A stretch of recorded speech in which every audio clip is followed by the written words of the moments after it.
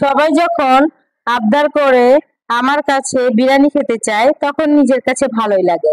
তো আসসালামু আলাইকুম, সবাই কেমন আছেন? আজকে আমার বাসায় মেয়ের বান্ধবীরা আসছিল। তো ওদেরকে জিজ্ঞাসা করলাম, মামুনি কি খাবা? ওরা বললো কি আন্টি আপনার হাতে বিরিয়ানি খাবো। তো যেই কথা সেই কাজ, আমি এখানে বিরিয়ানি রান্নার প্রস্তুতি নিয়ে নিলাম। বিরিয়ানির মাংসটা আগে আমি রান্না করে নিব। আর আমার হাতের বিরিয়ানিটা সবাই খুব পছন্দ করে। আমি একদম নর্মাল ভাবে বিরিয়ানি রান্না করি, একদম নর্মাল, মানে আমি আমার মতো করে রান্না করি, যেটা সবাই খুব পছন্দ করে। তো মাংসটা কষানোর পরে আমি এখানে কিছুটা পানি দিয়ে দিব মাংসটা সিদ্ধ হওয়ার জন্য। আর আমার রান্না কিন্তু সরিষার তেলের রান্না। মাংস কষানোর পর আমি এখানে কিছুটা গরম পানি দিয়ে দিছি, কারণ মাংসটা সিদ্ধ হতে সময় লাগে। তো কিছুটা কাঁচামরিচও দিয়ে দিলাম, একটু বেশি পরিমাণ দিলাম যাতে বিরিয়ানিটা একটু ঝাল ঝাল লাগে।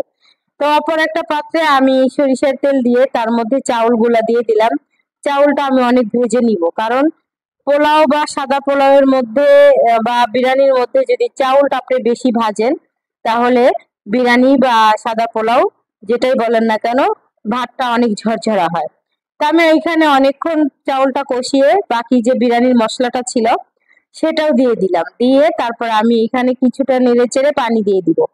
আর যেটা হচ্ছে, সবাই যখন প্রশংসা করে না যে আন্টি বা আপু বা অমুক বা তমুক আপনার হাতের বিরিয়ানি অনেক মজা, তখন কিন্তু নিজের কাছেও খুব ভালো লাগে। আর আমার হাতের বিরিয়ানি এ পর্যন্ত যারাই খেয়েছেন তারা এক মানে খারাপ বলেন নাই, বলছে অনেক ভালো হয়েছে।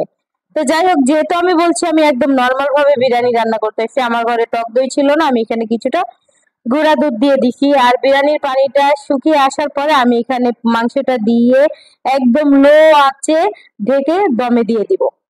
তো সবাই খেয়ে প্রশংসা করছে, যেহেতু আমি ভয়েসটা পরে দিচ্ছি। আমার মেয়ের বান্ধবীরা বলছে আন্টি অনেক সুন্দর হয়েছে, সাথে কিন্তু শুটকি ভর্তা ছিল। আর কার কার এমন হয় যে বাসি ভাত থাকলে দুপুরের আগে এরকম মরিচ ভর্তা করে ভাত খাওয়া হয়?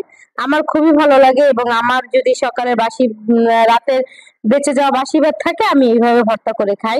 আমি 2 টুকরা মাংস নিয়ে নিছিলাম। তো যাই হোক, সবাইকে খাবার টাবার দিয়ে দিলাম টেবিলে। আমার ভিডিওটা যদি ভালো লেগে থাকে, আপনারা লাইক কমেন্ট শেয়ার দিয়ে পাশে থাকবেন। আসলে ভালোবাসার কোনো শেষ নাই বা সমাপ্তি নাই, যে যত ভালোবাসা দিবেন সে তত ভালোবাসা পাবেন। আজকের ভিডিওটা এ পর্যন্তই। সবাই ভালো